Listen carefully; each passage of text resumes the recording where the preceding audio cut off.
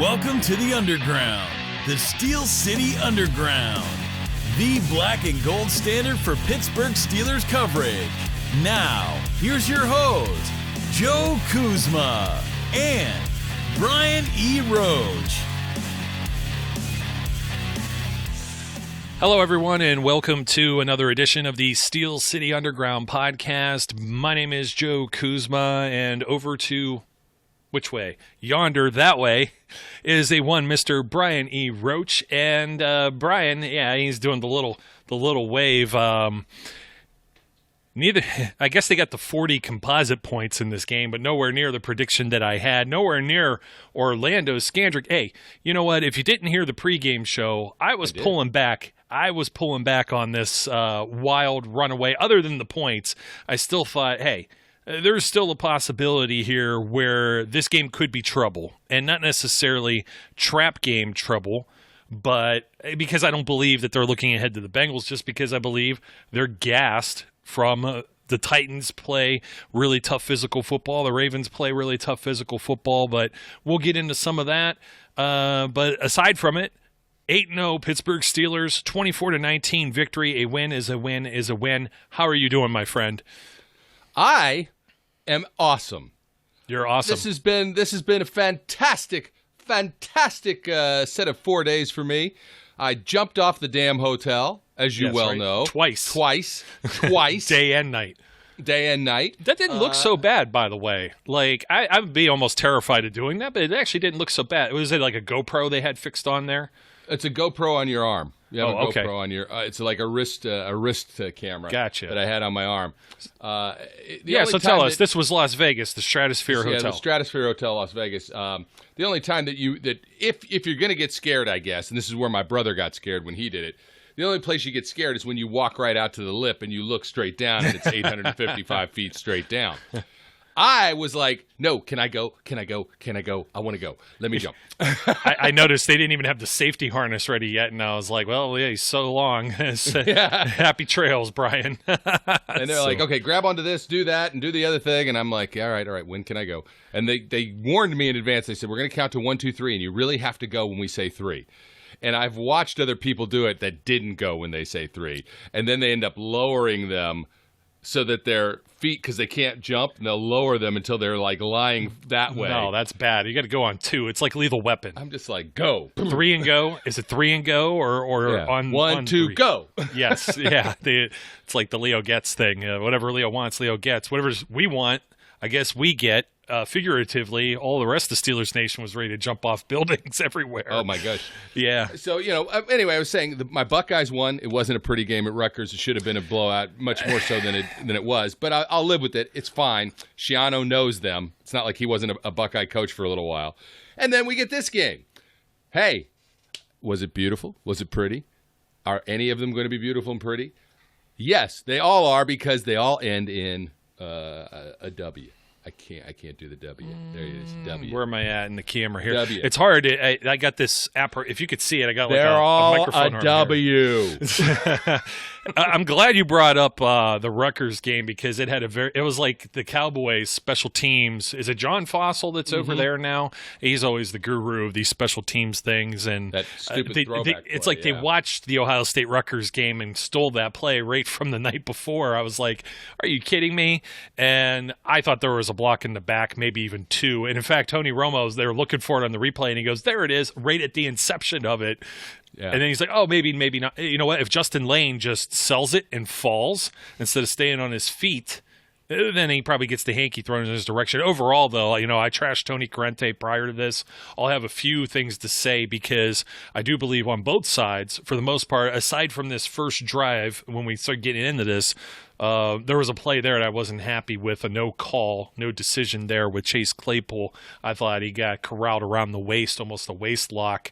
And there was another deep ball somewhere in the game, too, where it was like, that was uncatchable. Well, he grabbed him first and then tackled him. And it's like, when you got a guy that's X4 whatever ever speed and such size and maybe can lay out for the ball even as a last ditch, you can never say that none of these. It's not like that ball went all the way into the stands in the third row or something. Right. I still think if he hasn't slowed down just a step, I mean, it's you can't say that. I think it was ridiculous at the most part. Maybe if you don't call pass interference, how are you not calling like holding on the offense or something? At least there should have been something given there. But let's. I've let them both go, and do you know why I've let them both go? Because of consistency. Consistency. That was all. That's all I've ever asked for from the stupid refs. Be consistent. If you're going to suck on one side of the ball, suck on the other side too. And they have. They were, their calls or non-calls were equally awful all the way around. So I never even got my GIF out. I never even had a ref stink GIF the whole game. Why? Because of that. Well, I wasn't going to get into the officiating first thing, but I will say there was a hold on Eric Ebron that was probably about as blatant as you can get. He got his money's worth and then some during that point in the game. There was a shot to Ben Roethlisberger in the head. Finally, Big Ben gets a call there. Almost never gets that call. He never gets that call. And you know what? You cannot touch the quarterback in the head. I mean, it's just or any player really, hands to the face mask, anything like that. But that one in particular was a very, very, I don't know. There was no middle ground there. There was no letting that one go. No, I agree. Look, it's the officiating was I get, as I said, it was consistent at least. The blatant. What really drove me more crazy than anything else was Tony Romo attempting to convince, through, I don't know, osmosis or something, the refs of other calls that they missed by saying, that was a penalty, or maybe it wasn't, or that was kind of ticky-tack, or maybe it wasn't.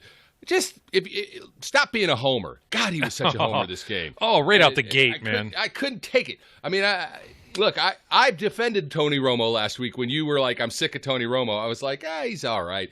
But no, he shouldn't be allowed to call Cowboys games. He's too much of a homer.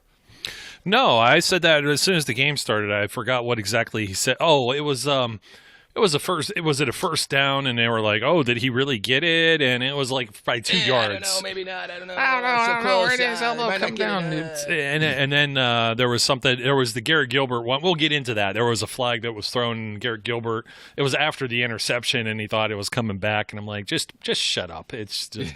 And I know it's more annoying because in much more graphically than you just said it. But yes, I tweeted that. It's annoying because I know we're emotionally invested with our team in particular. Maybe it just doesn't, tighten the screws as much if you're watching a different game. But this one was, I don't know. There was instances of Ben coming out with his gimpy knee. He says that come on, man. That's just absolutely ridiculous. But let's start with the start of this game, and I'm gonna bring this up right away. Where the heck was James Conner? It seems like whenever there's a problem with an NFC East team or any team, what's our magic formula? You got to get like 20, 25 touches from these guys. And you didn't. You got 9 carries out of James Conner for 22 yards against the worst rush defense in the NFL. Well, let's stop right there, though, because that's not the defense they played. No, not necessarily. And what am I looking for here? Gallimore. Yeah. He was a monster, and that's a guy we talked about in the draft process years ago. And this is one of the things I'll give Romo credit for. He mentioned it. They played a completely different scheme than they've been playing against the Steelers, and the Steelers tried to run into it. And when you've got 4 guys lined up in the middle of that line like they were, you're not going to run into that. Ben actually made some mistakes, I think, where he left them in those run calls when he shouldn't have.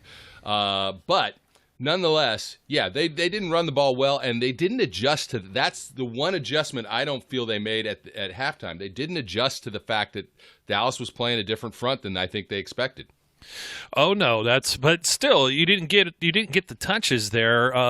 Conner, 2 targets, 2 catches for -2 yards.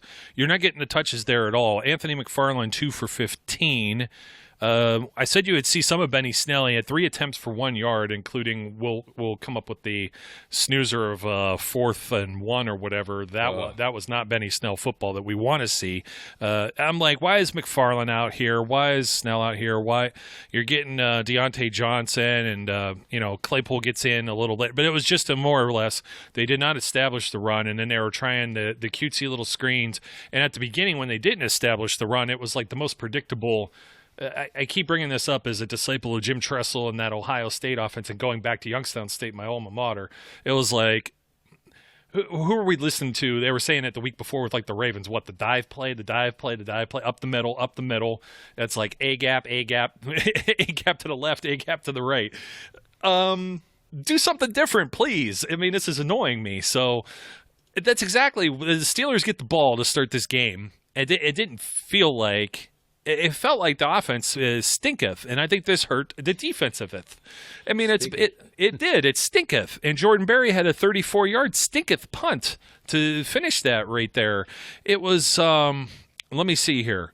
James Conner left for 3 yards. Roethlisberger not being able, and a lot of like dropsies and balls that weren't on the mark and stuff too, and some of that maybe because of the aforementioned gimpy knee or whatever. But thank God doesn't appear to be anything serious. We don't know that for sure at this point, but he played through the game. You would think, it affected he said in him. his post game that he was fine. Yeah. I mean, at the beginning, it's like Connor left guard 3 yards, Connor up the middle 6 yards, Connor up the middle for 2 yards on 3rd and 1. They actually got that deep pass for Deontay Johnson that didn't connect. That almost got picked, actually, right at the beginning there. And Benny Snell, they put him in because they've been running Connor. Okay, and he gets 3 yards. Then they tried to go for Claypool on 3rd and 7, and that was the one where I felt he got grabbed. He got grabbed by the jersey, then grabbed around the waist, and they let it go. They let it go. And you're irritated with it. It's like, okay, we're going to keep this tight, whatever. And then Garrett Gilbert comes out, and he orchestrates this drive that's 12 plays, 65 yards. It starts on Dallas's own 15-yard line, and it ends in a field goal. Now, you had a couple of okay plays in here, but you had some third down. You had a 3rd and 2 that was a 32-yard pass from a guy from the Alliance of American Football who was on the Cleveland Browns practice squad. It was a nice pass.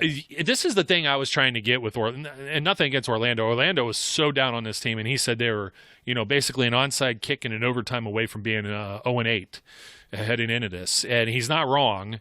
And he said they had so many things that were going wrong. But you remember when the Steelers had some bad seasons, Tomlin started – that's how Cam Hayward originally started getting some playing time. And you had Jason Worlds and some other guys that weren't necessarily getting their opportunity. He started benching the guys that just weren't, given to – whatever, sheets to the wind or whatever to this, and they're not invested. They're not emotionally invested. They're not hustling, whatever be the case. And the wide receiver group for this team, Ezekiel Elliott, these type of things still, I said there's enough support there for Garrett Gilbert to not really screw up and maybe keep this game tight if the Steelers offense comes out and they're flat the way that they are, that they had been, and they were. And it was not good because now you have, after that, 3-0, Dallas goes up. Benny Snell comes in. Well, first you have Ben throw a stinker of a pass to Connor that loses 4 yards. Benny Snell, right tackle for -2 yards. Little short pass to Deontay Johnson, which this is something they were trying to work, and it finally worked later in the game, but it was like, let's see if we can get these guys in some space, especially Deontay because he breaks ankles. But they weren't doing the same thing necessarily with Connor. They were giving him, they were like negative plays, or Johnson, they were getting tackled right on the spot, and they just weren't making up a whole lot of ground here. Now you concede the ball back to Dallas. It's already the second quarter, all this clock that got chewed, and you force a 3 and out. The Steelers end up getting the ball on their own 30. You have a nice little play to Anthony McFarland. Juju gets involved. McFarland again. I'm like, well, this is odd. You went from Connor to Snell and now McFarland. I mentioned maybe you kind of work these guys in. They don't have the bye weeks, little rest. Guys are worn out, beat up. But, man, it seemed early, okay? It was like the McFarland show here. Short right to McFarland, 8 yards. Right tackle for 1 yard. 3rd and 1. McFarland up the middle, no gain. Let's bring Benny Snell back in. Not James Conner. Let's bring Benny Snell in, who doesn't get any type of gain there at all. Once again, a tackle. Is it Nate Gallimore? Now I'm trying to think what his first name is. It always says... I don't know. I don't even care enough to look it up. Neville Gallimore. That's what it was. It was stuck in my brain. Neville? The only other Neville I know is Neville Longbottom. from Harry Potter. That's Yeah. Harry Potter. It's the only other Neville I've ever heard of. They have a Leighton Vander Esch. He was in on one of these know about too. him. And Randy Gregory, who I'd actually forgotten about, he had just got reinstated, just like Mr. Big Checks or whatever that's, playing the Sunday night game as we're recording. So, so the Steelers lose the ball there on the 35, which you go for it there. I mean, you're going to have Boswell kick. You wouldn't think so at this point, right? He's never kicked that far, 53-yarder the previous long that he's had. And what's a punt doing for you here? Even if Barry does his previous long of 31, you got to hope it drops and doesn't fly into the end zone, and then you just get it at the 20, and you're only talking about a 15-yard shift, really. So you may as well just go for it. So I don't fault this. I don't have a problem with this here. I just thought the play calling for the third down and the fourth down were a little unimaginative. I have a problem with the fourth down run. This is where I'm talking about. Ben should have been looking at that and gotten him out of the run. He should have seen the front that was there and gotten him out of the run. There was no excuse to make a run that had no chance of getting that first down on that play. I don't fault the initial play call of it. I don't fault going for it. I agree with both of those things. My criticism of that is I think Ben should have gotten him out of it. No, I cannot disagree with you there. And then what it does is this sets up the Cowboys for this huge 8-play, 65-yard touchdown drive. Oh, my goodness. It's Garrett Gilbert runs free for 15 yards, then an incomplete pass, and he runs free for 11 yards, and you're like, can somebody just take his head off? And then they you're talking about the Steelers doing this. Well, Ezekiel Elliott didn't practice all week. You didn't think he was a game-time decision.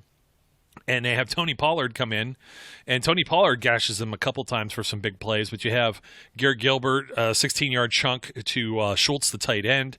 Let's see, Garrett Gilbert to Michael Gallup, incomplete. I'm sorry. Then the deep pass, CeeDee Lamb for the touchdown, where it looked like I think was it TJ in coverage there? Yes, it was TJ Watt. Nobody filled in behind him, and I think that fill-in would have been Joe Hayden in that case. Hayden had peeled off to take somebody going across. Yes, and there was something else here. Now the Steelers down 10-0, go 3 and out again. Yeah. Connor, good 6-yard gain, but again, predictable. First down, run. Left tackle, 1 yard. This is like the opposite of Todd Haley. Todd Haley was like, let's pass on first down, run on second.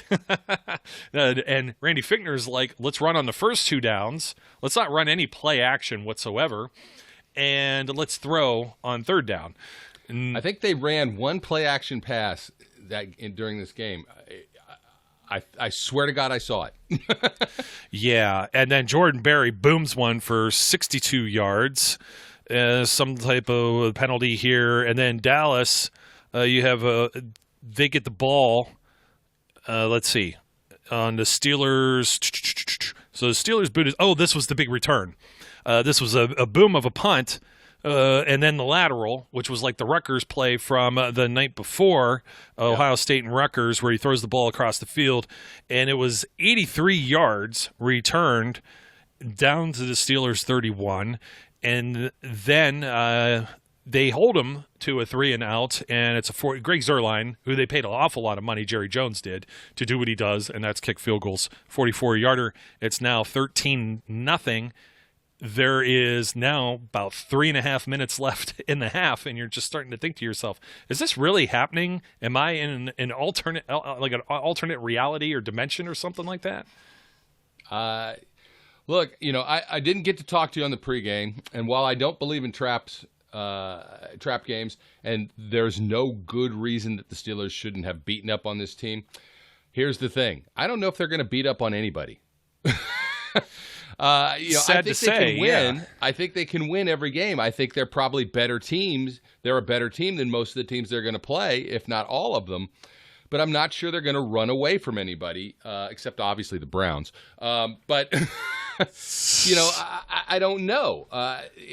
The way this team is made up, and when things click, they're unstoppable, and when things don't click, man, they look like a hot mess. It's just that simple. Drop passes, bad passes, runs that go nowhere, bad play calling. I will say this. I am at the point where I just want Ben to call his own damn plays. It really people used to say the same thing about Peyton Manning, and he was custom built to be an offensive coordinator. I kind of wonder if there is a future in coaching with Roethlisberger. If he wants to do it. Segueing there or something. It's just odd to me. I guess it's just the NFL. The coaches are of short lifespans anyway. Very few at any level there. Happens in college too. I mean, you get some college guys that are just the old battle axe and they never go away. But in the NFL, it's like some teams they make that change in the middle. Well, we have head coaching changes right now in the NFL, mid-season, early season, stuff like that. But I'm just saying, it's like you go from Ken Wisenhunt, who has kicked the can just about everywhere ever since leaving the Steelers. He's Todd Haley, who's just he's working with a high school right now. He was with the Browns, and everybody thought he was going to get like a head coaching job somewhere because he used to be the head coach of the Chiefs and Bruce Arians, and he's been all over too. So it's like, I don't know. I don't think you're ever going to make anyone happy. I think it's a very difficult job altogether. It is a difficult job, but there is a lack of imagination that becomes apparent when you're 8 games in with Randy Fichtner's play calling. Steelers are not going to make that move or that jump. I agree. They're not going to. They're not going to change that. If he's under a 3-year contract, which is highly likely, 3 years, his replacement, as many as speculated, could already be there in Matt Canada. Oh, absolutely. So, I'm not actually calling for them to change coordinators. No, not yet. I'm just saying let Ben call the plays. Well, I think some of the plays, it's the good times and the bad, the not for long league. Chase Claypool doesn't get waist locked and they complete that, then all of a sudden you're not having a conversation about Randy Fichtner. You're probably talking about 7-0 right out the gate and a different type of momentum and swing. And instead, you're gnashing teeth. You were talking about it on Twitter. I have no fingernails there. Put them in a pile. Did you see they're all bloody? Well, to be fair, that was Pittsburgh Dad who brought that up. But was it? He brought it up and said, remember when we used to have fingernails? And I said, no, I don't. And hair. Well, you I got a little more of that going on than I do. But anyways, 13-0, you're like, come on, do something. It's like the meme with the stick. You're the guy poking the thing with the stick. Do something, poking the Steelers helmet or logo. And you finally get some first downs. You get the 2-minute warning. Still can't connect with Claypool deep. Steelers end up taking a timeout. 3rd and 6, you're just like, oh, geez. Gets one to Ebron finally. It's not Butterfingers here. Claypool ran out of bounds again, gets some 10 yards or getting some chunks here. Then he finds James Washington in a play that's very training camp-esque. This is peak training camp James Washington, corner, end zone, untouchable combat catch, TD type stuff. And then Chris Boswell misses the field goal. And you're like, he's kidding. Now, defend him here. In some sense, the Cowboys defer. The Steelers pick a side, so they decided to not go into the sun first, Right. And then it's going to get the sun's going to set, and that's not going to be a problem probably for the second half. But the second quarter, that was right in his face. You could see it even on TV. Oh, absolutely. I mean, look, he's going to miss a couple things. And the block, that's not on Chris Boswell. The block extra point's not on Chris Boswell. And either one of those changes the complexion of this game as well. Because if you don't miss either one of those, then they've got a lead at different points. Or at least a tie when you get later into this game. So that's kind of unfortunate in and of itself.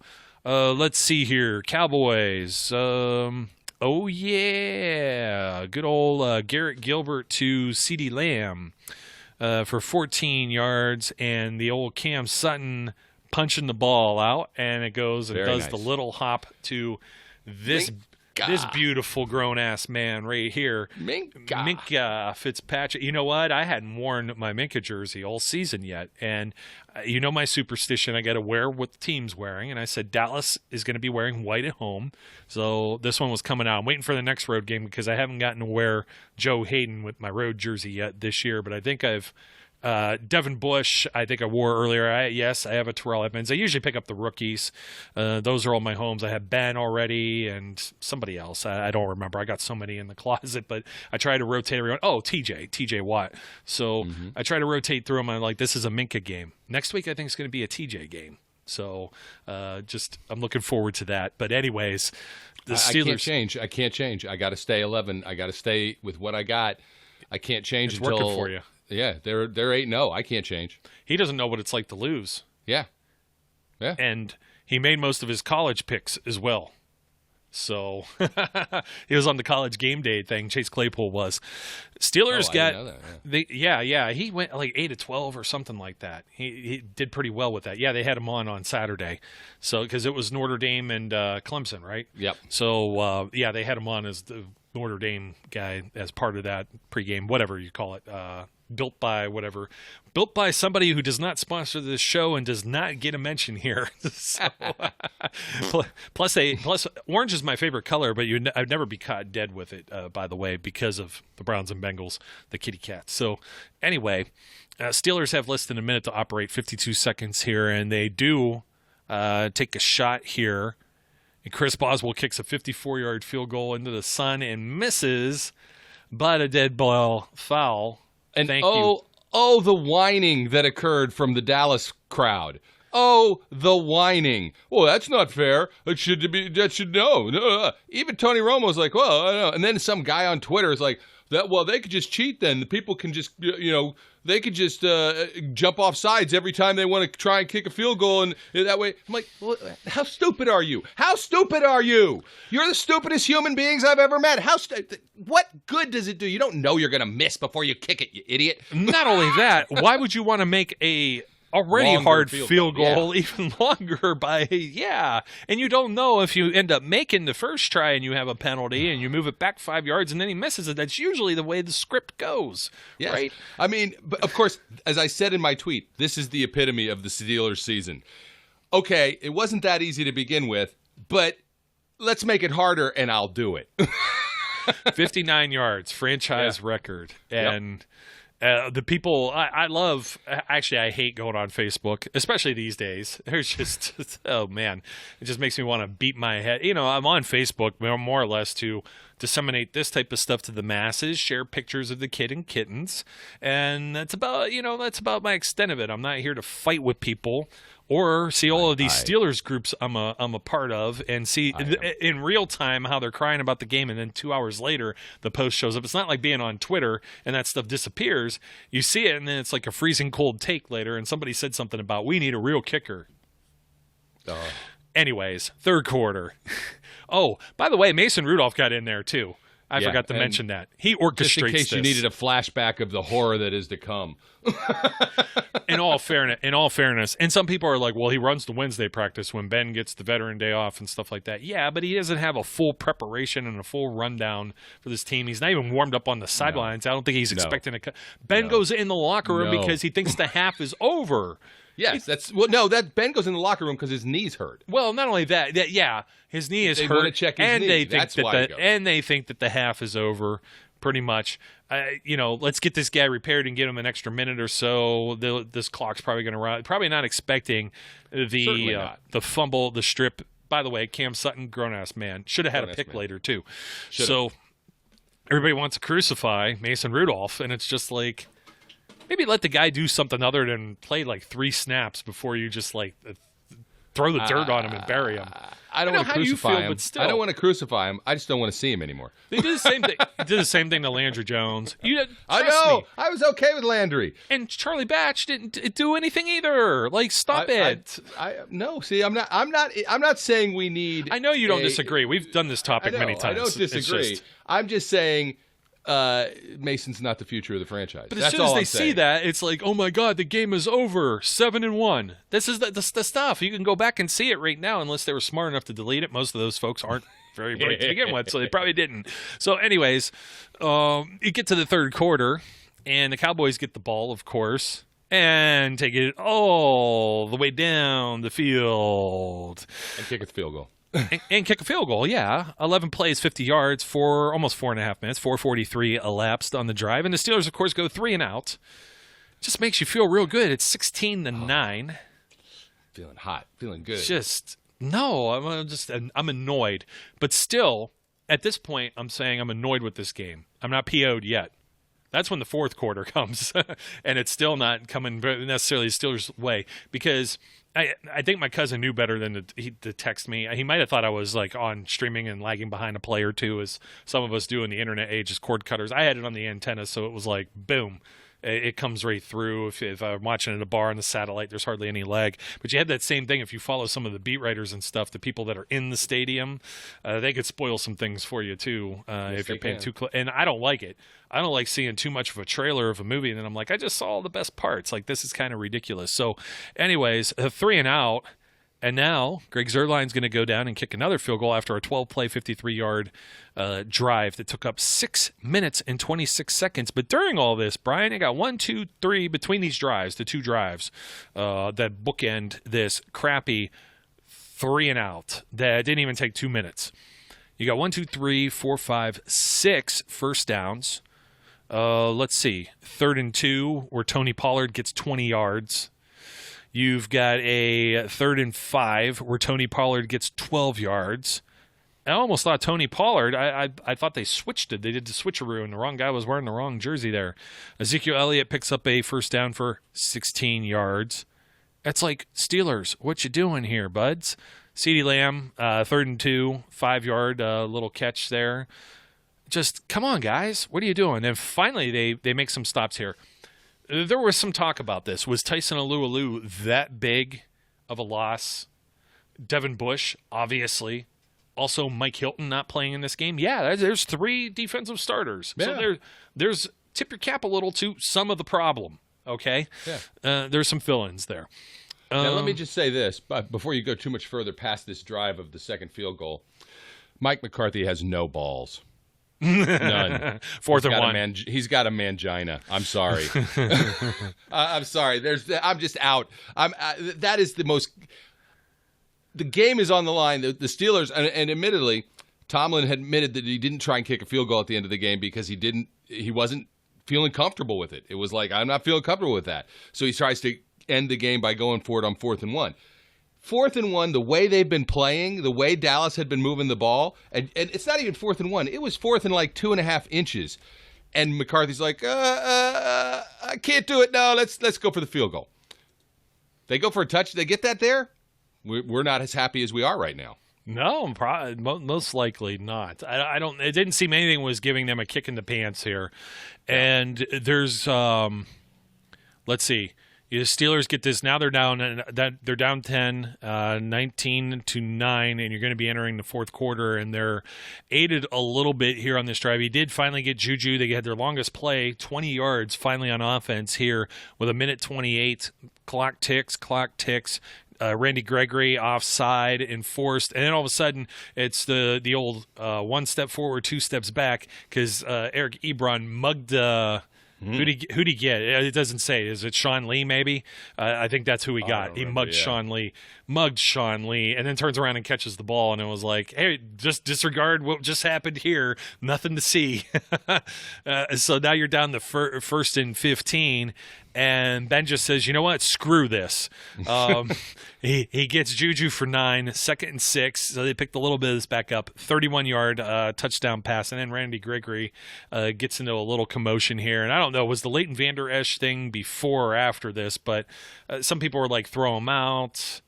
If you're dumb enough to punch somebody in the helmet, I think that's punishment enough on top of the 15 yards. Well, and I'll be fair. He didn't actually punch him. It was an open hand blow. Like a slap it or was something. like, and again, to be fair, Anthony McFarland was giving him the business with the face in the face mask prior. But as they always say, retaliator is the one that gets caught. And third man in all the time. Two wrongs do not make a right. Just because Anthony McFarland was being a little aggressive with the hand, go and get away from me, Leighton Vander Esch, does not give Leighton Vander Esch the right to swipe at him. So and it was blatant. It was right there in front of the ref. Everybody could see it on the screen, and you're like, yeah, you're going to get flagged for that.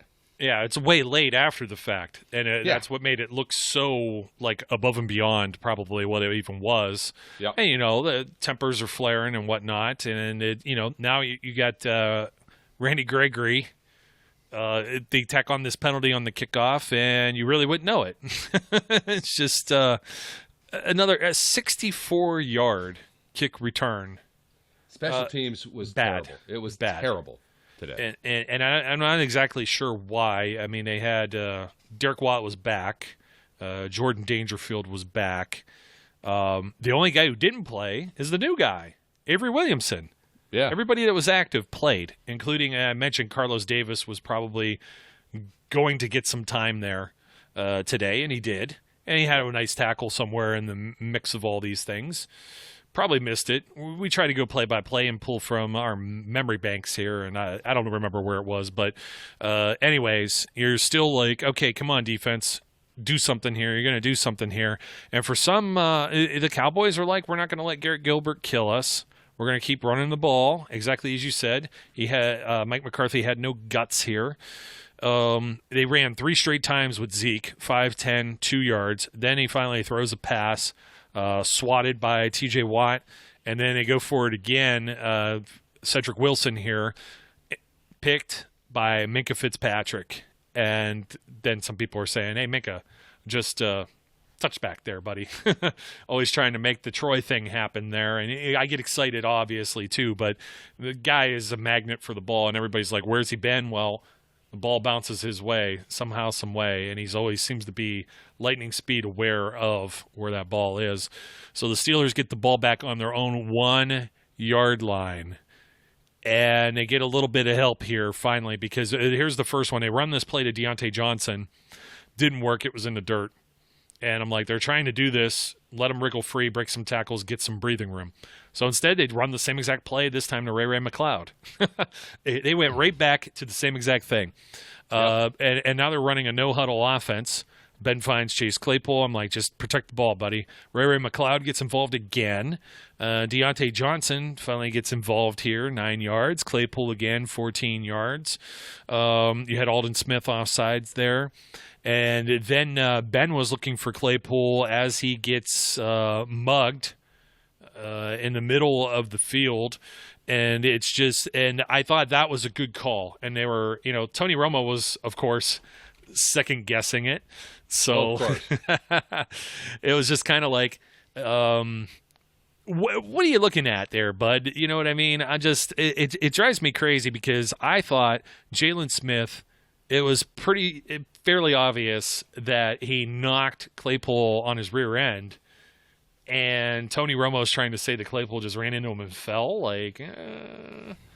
So that one was, I think, vindicated. You heard some boo birds. I think there were more boo birds for the hands of the face, the Ben thing, than there was this one. I think this was a justified penalty. I know we've cried about penalties, make or break, or just whatever with consistency, but this felt like one that if they let that one go, then you have a real gripe because then the ball gets turned over, et cetera, when that's exactly where the ball was going. Yep. Yeah, there's no question about it. Look, as I said, what they called were blatant penalties that they had no choice but to call. They left almost everything else that was maybe borderline or maybe could be interpreted a different way. They just didn't call it. And as long as they're going to do that on both sides of the ball, I don't have a problem with it. All I can ask from the refs is consistency. This is the rare occasion when I felt like we got it for the most part. But Tony Romo's not happy with it, but I don't care. He can go drink his Corona beer and shut up. You talk about, I don't know what's more annoying. Those commercials or the one with Baker Mayfield pretending that First the Energy Baker Mayfield Field was more annoying. Yeah, the First Energy Stadium or whatever in Cleveland is his actual home. Look, Tony Romo played for several years in the league, and he's a genial individual, right? He's not a totally dislikable human being.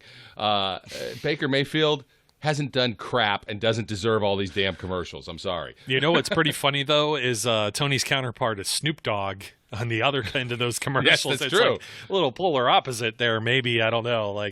Snoop's really into football, though. He's a youth coach. Let me just say this. What time does Jim Nantz go to bed? He doesn't sleep. He's a lizard person. No. Did you not hear that comment towards the end of the game? Anybody who stayed up for this game. Oh. I'm like, it's 7:30 at night. What the hell? And they're an hour behind in Dallas. Yes. It's only like 6:30 there. 6:30 there. It's 6:30 in the evening. Grandpa, look, I'm old man. I'm old. I ain't ready to go to bed, you He needs his grandpa, tea. Jim Nantz. What the hell? He needs his tea and his whatever else that you crumpets or whatever. So I got to give sports loving Melissa a Twitter follower out there the props on that. She also caught it. She tweeted about it before I could. But some people are quick on the Twitter there, Brian. You're just I know you're a different generation. So I don't understand that. Boswell hits a you get some balls tipped at the line and stuff for that nature, and Boswell hits a 43-yarder. It's 19-18. There's about half of the quarter left for the game to go. 7-11 when the Cowboys get the ball. There's a touchback. Thank God there's no return. Somebody was smart. Now it's I'm starting to feel this defense might do something. It's 3rd and 1. Ezekiel Elliott pulls the whole pile with them because they got 9 yards from Amari Cooper on the previous play. Starting to annoy. Now I go from annoying to starting to get angry and wanting to throw things and pop the heads off of people by squeezing their neck tight enough. And Tony Pollard's doing some stuff here, and they end up forcing a punt. And it's like Mike McCarthy must feel really good about this right now. And to be completely honest, now there was heat. There was definitely heat on Garrett Gilbert here, and that's the reason why he didn't connect with Cooper. But Cooper was still open. Cooper almost got that on Sutton. I mean, Sutton played it as tight as you can against a player like Cooper. So you can't fault either one of them there, just being professionals doing what they're paid to do. The new punter ends up booting it 39 yards, and let's see Ben do some magic with 4:11 to go. Incomplete pass. Incomplete pass. Incomplete pass. But we get a roughing the passer now. And that's the one we were talking about, and it was Jalen Smith again who commits the crime, got to do the time here. So unfortunately for him, the Steelers, who you do not want to give new life, is Ben Roethlisberger when the game's on the line. Yep. And then Ben starts connecting. 9 yards of Chase Claypool. Then he gets a short left to Deontay Johnson, who finally breaks some ankles and gets free for 42 yards, including where they wanted to look and see if he stepped out, and nobody even questioned it. And we're going to get except to this. for Tony Romo. Yeah, and we'll get this in a second because this happens on the other with the Cowboys too, almost like the same type of camera angle. And Ben caps this off with an 8-yard touchdown pass to Eric Ebron. They are now up the 2-point conversion, which was Tony Romo's like, look, Ben's looking over at him. And I'm like, I'm seeing that too. Why are we telegraphing this? And then he throws it there anyway, and you don't complete it. And you're just you're gnashing at the teeth because it's only a 5-point lead. And the Cowboys are getting the ball back with 8 of the 2-minute warning and all of their timeouts for this guy to maybe not shoot themselves in the foot, but they still got to go the distance of the field. The Steelers, by the way, went 6 plays, 79 yards there, and aided by the roughing the passer penalty. And I got to give Eric Ebron his little grown ass man tight end call for doing that leap. Eric Ebron, you're a grown ass man. Hey, there you go. And just by coincidence, even though I didn't get the prediction right for the game and the 40 points, I did put Eric Ebron on the Here We Go graphic for the game day. Yes, you did. Graphic. I saw that. So, not just a hat rack. Week before was Cam and Stephon Tuitt, too. So, and Ben. I've been pretty good with those. But I rode the wave with Chase Claypool. That was after. We had made that prediction here, though, on the first touchdown. So, we're still doing pretty solid. I'll take the wins as they come, especially when they're the 8 wins the Steelers have. I tweeted this, Brian. I said, I have faith in the defense. I have faith in this defense. When it comes down and push comes to shove, they're going to shove. And Garrett Gilbert feels the heat here. You know I want to say it. We're not there yet, so I can't. We're not quite. I don't know. Do I have to go through all these? A little short pass. The first one's 14 yards, 2-minute warning. Incomplete pass to Schultz. Incomplete pass to Lamb. Short right to Ezekiel Elliott for only 2 yards. They have to burn a timeout. 4th and 8. You know it's coming. Cam Hayward is a grown-ass man. Grown-ass man. So is TJ Watt, by the way. Gigantic grown-ass man. They said, let's meet at Gilbert.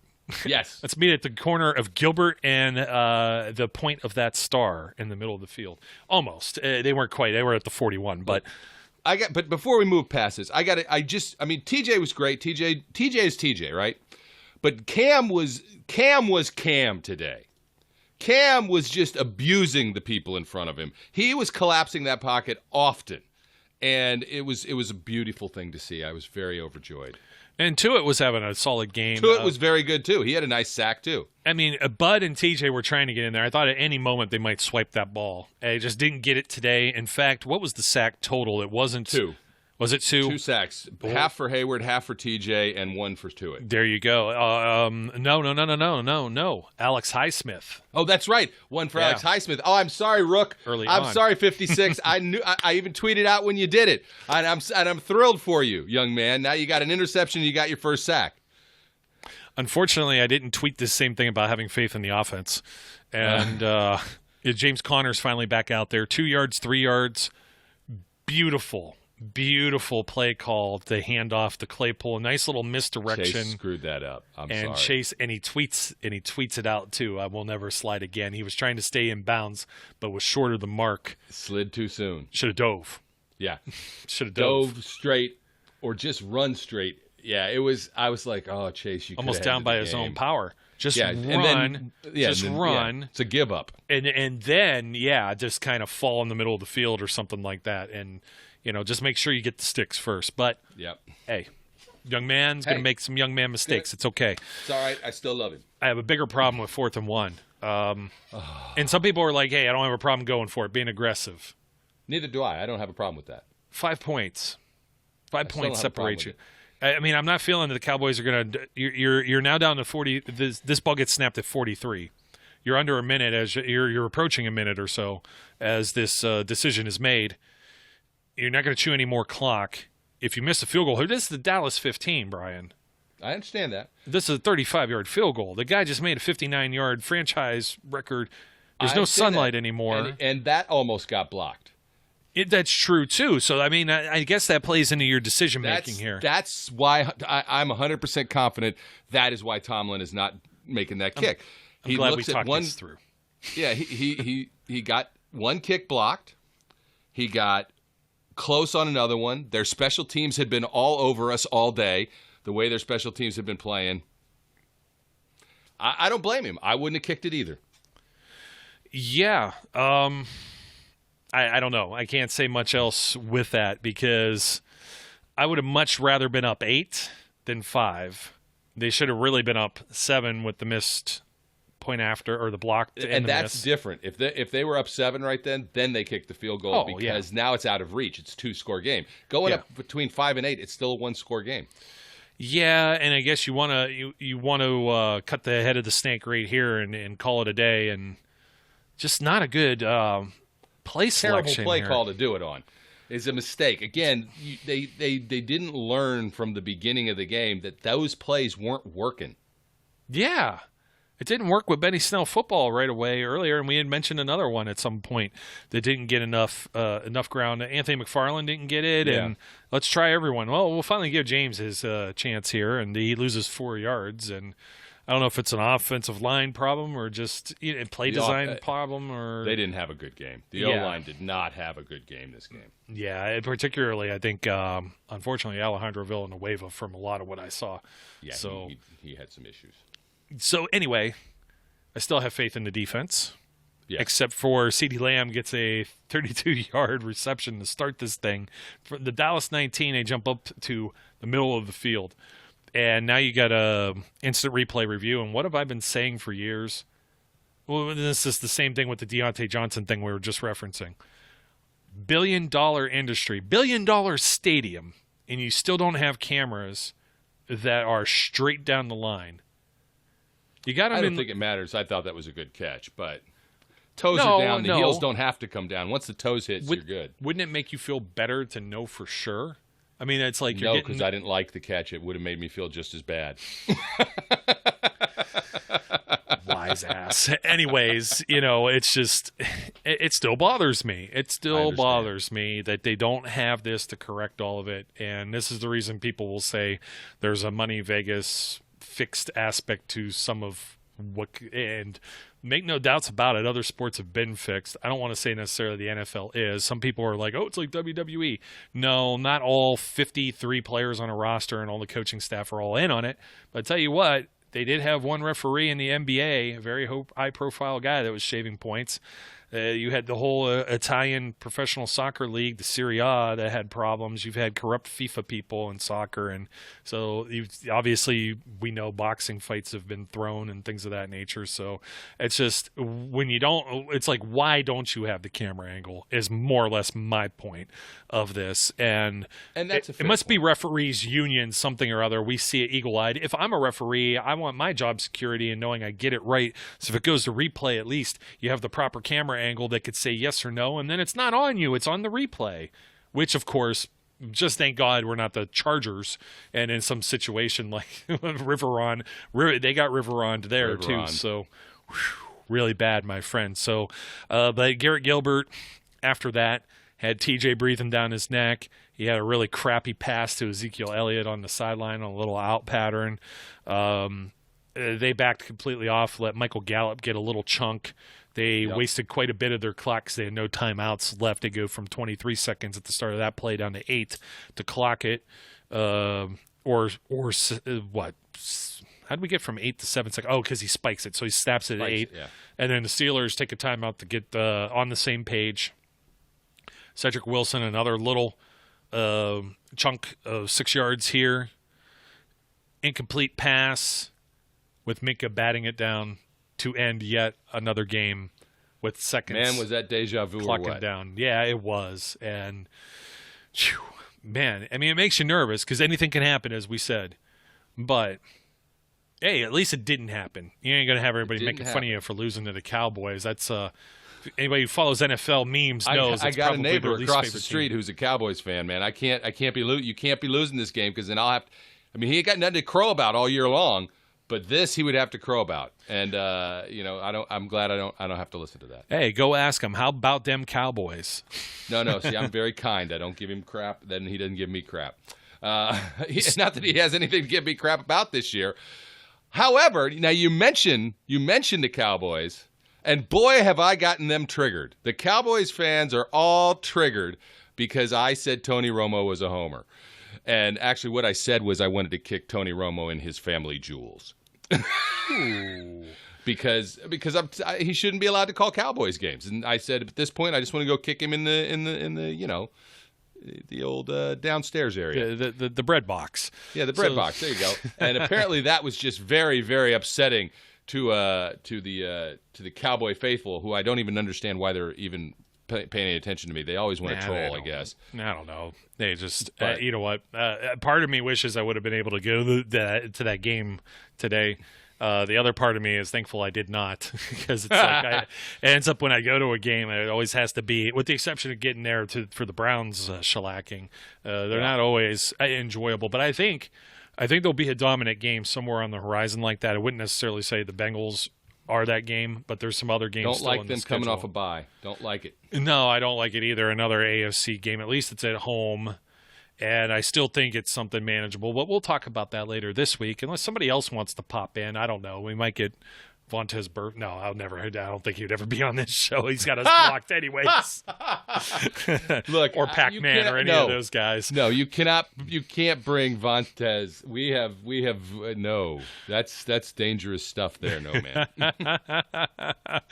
Our friends over at Family Friendly's going right out the window if that happens. You know that, right? There's no doubt about it. There is no doubt about it. I tease, I kid. So it's just, I don't know. Icky Woods might be around or something like that. So I like Icky in the shuffle. Shuffle. I saw the coolest tailgate. Like one of those buses that had been redone, or a van or conversion van. I think it was a bus. I have to ask Ryan about this because he was down in Cincinnati with me last year for that game on the road. Their giant tailgate lot. There's like an old power plant or something. Some of it's been redone to offices, and it's just a huge, huge part. It goes all the way along the river, and it's a real short walk to the stadium there. And somebody had the Icky shuttle That was pretty Nice. cool. It was done up with graphics and stuff. I was like, man, this is really cool. I'm like, in one way, I want to vomit in my mouth, and in the other way, I'm like, that's pretty cool. Like, if I was a Bengals fan, that's about the only thing I'd get excited. I have to get excited about is the icky shuttle. They probably didn't even go to the game. They just drank right there and left because they knew what was coming. Although last year, man, that was painful for both sides. So you got to hope. I think it'll be a better game, but we'll see. Steelers 8-0, nothing to worry about. I mean, they lose this game. It was an NFC game, non-conference. Yeah, it wouldn't matter. The next game is more important. Yes. Get another division win under their belt. They will have beaten all of the teams in their division at least once. Go 3-0 there, and I think that's definitely something that's a heck of a lot more important. So I don't know. I don't have a whole lot of other closing notes here. There was 8 tackles for loss by the Steelers here. Racking up them totals. TJ Watt had 3 passes defensed. Mika had 2. Cam Sutton with the forced fumble, and Mika with a fumble recovery for the other miscellaneous statistics. Ben still had completed 69% of his passes, 306 yards. Quietly with 3 touchdowns and a 113.8 rating. But he's holding them back, Joe. He's holding the team back. Is that either Mr. Madden, not John Madden, the other Madden, the screw off, No, that's not Colin the fat Dunlap, man. or not Colin Dunlap, I don't know. Colin Coward. Somebody, I don't know who said it, but he's holding the team back. I don't remember who said it, but it's being repeated repeatedly, and it's annoying me. Individually, Juju Smith-Schuster, 6 catches, 93 yards, and a touchdown. Deontay Johnson, 6 for 77. He was targeted 10 times. Claypool targeted 13 times, caught 8 for 69. Also, a very nice statistic there, if I may say so. Very nice. Very juvenile, but very nice at the same time. James Washington's only catch was for that touchdown for 17 yards, and I think the rest of it is just goes in the miscellaneous category. We already talked about the struggles with running, the team offense. Steelers, total first downs, 20 to the Cowboys, 19. Only 2 of those by rushing, 3 by penalty. Not the other way around. Cowboys were not aided by penalties. That's probably why they feel like they may have been cheated just a little bit. Steelers 5 for 13 on 3rd down, 0 for 2 on 4th down, 2 or 3 trips in the red zone. 355 yards. Cowboys had 364. Hard to believe. Not really. The Steelers' offense was so slow. Not the way they looked. Yeah, and rightfully so. If you were to look at this, it's those turnovers that really play a key here. Cowboys, 33 minutes, 24 seconds to the Steelers, 26-36. That is like almost 7 minutes. That's disparity. half a quarter. So you see where the defense gets gassed, and you start putting guys out there for the first time like Carlos Davis that's in because Chris Wormley on IR. Isaiah Buggs was out there, but I know he had been banged up all week. Tyson Alualu has been out, inactive for this game. So you get some things like that. I think we saw a little more of Marcus Allen in that. Maybe in the middle of the week, Brian, we get back together because it was kind of fun to go back through some of the snap counts, talk about some of that stuff, and then they did not feel compelled to put Avery Williamson out there. I feel if this game would have went the way we felt and they started to get like a 3-score lead, we might have seen him get some time out there. He obviously got a helmet, but I don't think they wanted to chance that. And you know what? A very quiet game, but I thought Spilly did all right. He didn't have the Spilly splash, but I saw him make a couple of nice tackles. Missed a couple tackles. He was not as efficient. Let's put it that way. But that's not just him. The defense itself was not nearly as efficient most of the game. They did their jobs at the end, but they got gassed. There was one in particular. I think he was very aware. It may have been Gilbert squeaking out of there, or somebody else out of the backfield. But he was very aware of it and cut it off before it became a big play.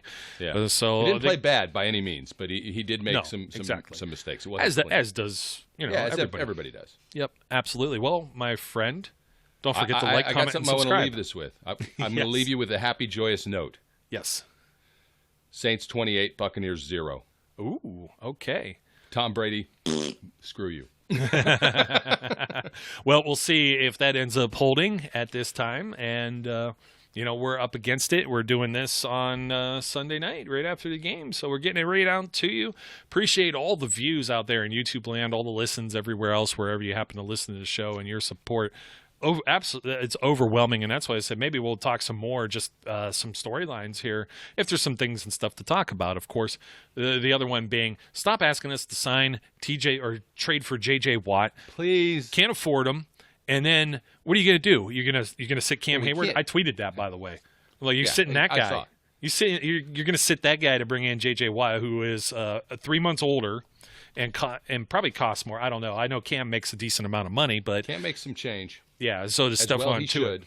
You're not putting in, and Stephon Tuitt was AFC Defensive Player of the Week last Here's week. the only scenario that it makes sense for T.J. Watt to come here. Or not TJ. TJ's already here. JJ. The only way it makes sense is if JJ accepts that he's not going to start. He's going to play as depth, and that the Texans eat most of his salary, so that actually what it he's costs got the to be Steelers is next to released nothing. or traded. People are like, "Well, what if Bud Dupree leaves?" And it's like, JJ's That's not bigger. the position that JJ Watt plays. Yeah, he's not standing up. He's got his hand in the dirt. I mean, He's there's not a transition an outside there. linebacker, guys. No. You want him to be you an don't edge want to defender. see him dropping back into coverage. Yeah.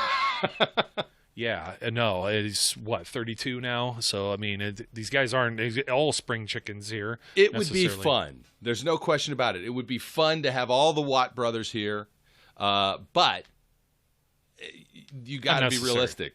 Yeah, not unnecessarily necessary. not realistic. And the only way it's going to happen is if he's willing to be a depth player. He's not going to start over Tuitt or over Cam Hayward. Absolutely. That's it. Case closed. Yep. Till next time, my name's Joe. His name's Brian. Don't forget to like, comment, and subscribe. And we tell everyone out there, as we usually do, to be safe, be good, and we'll catch you later. We would like to thank you for listening and remind our listeners to follow us on social media and our website, www.steelcityunderground.com.